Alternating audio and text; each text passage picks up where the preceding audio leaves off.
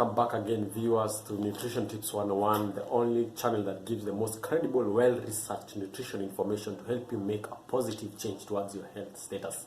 And if it's your first time to be in this channel, kindly subscribe down below. Also press the notification button so that you may be able to get such information. You can also give us a like and a comment so that you might be able to know what you want us to create in the next video. You can also share this information with your family and friends so that they may be able to get such information that will help them to make a positive change in 2021. As we discuss the topic of obesity, first of all, we have to understand what obesity is. Obesity has been researched everywhere around in the world by top organizations, individuals, institutions, but today we are going to be using a definition by WHO, and let me quote this as they say. Obesity is defined as an abnormal or excessive accumulation of body fat within our bodies that puts our health at risk. It's an abnormal or excessive accumulation of body fat that puts our health at risk. You see, those two key terms, it's abnormal and it's excessive, which means fat in itself is normal. But at certain levels, when it becomes excess, it now becomes an abnormal thing within our bodies, because fat has its functions. One function of fat, it helps in cushioning our major organs like the heart, the kidney, the liver, it cushions our major organs. Secondly, it also helps us during cold times as an insulation, and as an insulator, it insulates our bodies from harsh weather conditions like the cold. Third, it is used as a food reserve, so that when you are in harsh times, your body can convert that excess fat into energy so that you can be able to continue with your daily activities. So fat in itself is good, but when it's in excess, it becomes a problem and it puts our health at risk. 2, I want us to give some facts so that you might be able to understand how obesity has been really affecting our globe. Even in developing countries, it's now a big problem. First of all, did you know that obesity and overweight has tripled since 1975? Quite shocking. Secondly, in the year 2016, 1.9 billion people around the world, 18 years and above, were said to be overweight. And out of that number, 650 million of them were obese. Such shocking facts. Those are things that we really need to look into. Third, can you imagine that these days our young children are being born overweight? They are going to be obese at such tender ages, and also they are dying prematurely because of this kind of excessive weights. So we need to know, where did we go wrong as an individual, as a people, as a nation, as a globe. We have to understand what we did wrong. So guys, let's share this information. Comment down below if you have any idea on how to stop this. I'm willing to hear it. I'm willing to share the information. If you have a question, the comment section, do not forget.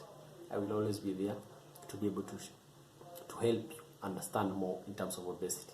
Now, I want us to understand one thing. When a doctor and a nutritionist say that you're overweight or obese, how do they come to that conclusion? In most hospitals, they usually use a simple, cheap, fast way of determining such results, and that is by the use of a tool known as the BMI, which stands for Body Mass Index. And I'll help you know how it's done. Simply, you can take your pen and write this down. The first thing that you do, you have to take your weight in kilograms. Have you gotten that? Then you measure your height in meters squared. Then you take the weight that you have measured in kilograms and you divide it by your height in meters squared, and that value that you get is your BMI. Now once you get that value, the value that now has to be put under a category, and the BMI scale has been divided into 4 categories. We have the underweight, we have the normal BMI, overweight, and obese. For underweight BMI, we see that somebody has an underweight BMI when they have a BMI of less than 18.5. If you are between 18.5 to 24.9, you have a normal BMI. Between 25 to 29.9, you are overweight, and anything greater than 30, you are obese. And obesity also has its own grades. So you can imagine if you starting have grade 1, 2, and 3, crazy amounts of obesity numbers, now you know that you are not increasing your chance of becoming obese. And I want to stipulate something. We are not here to judge anybody who has a problem with weight. We are here to advise you and show you that you can do better in terms of maybe including a regime or a way to help you reduce that weight, because it's for your own good and for your own health. So this information we give you, we are not judging anybody. We just want to help you make that positive change. Once you've known the definition, you've known how BMI is calculated, now we have to go to the next step. You have to understand what are the health implications of one being overweight and obese. The first one, it puts you at a risk of developing diabetes. That is number one.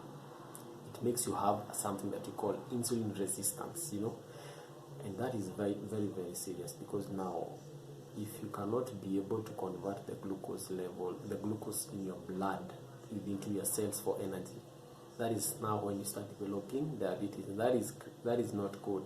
So you see, obesity has something to do with one, developing diabetes. Second, you might start developing problems with your heart. We call them cardiovascular diseases. You can heart attacks, things like that, because your arteries are clogged with excessive amount of fat. Cardiovascular diseases. Third, you can also develop strokes. Accumulation of blocked veins and arteries within your blood that prevents blood circulating within your brain. That is very dangerous. You see, you can also start having problems with your musculoskeletal system within your joints. You start developing things like osteoarthritis because of your weight. Your weight is putting too much pressure within your joints, so you need to find a way of reducing that weight. Now recently, it has been said, there's a research done, and over 400 people were involved in that research.